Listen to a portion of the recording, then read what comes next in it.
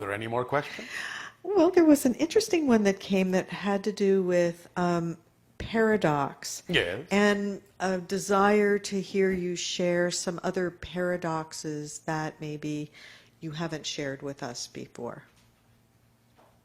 Well, you know about the power of paradox, how to use the idea of what appear to be opposites to know that if you can see both sides, then that must mean they exist somewhere in harmony in the center. That might be something that can help you with your Middle East. Elaborate a little more. No. There's another question that came up from a listener, and it is, what can we do to raise the consciousness in the Middle East? How do we deal with being on a planet where we see what's happening there, and we would like to be on an Earth where that's not happening? And eventually you will. But at this time, we cannot really address more of that area than we've already addressed.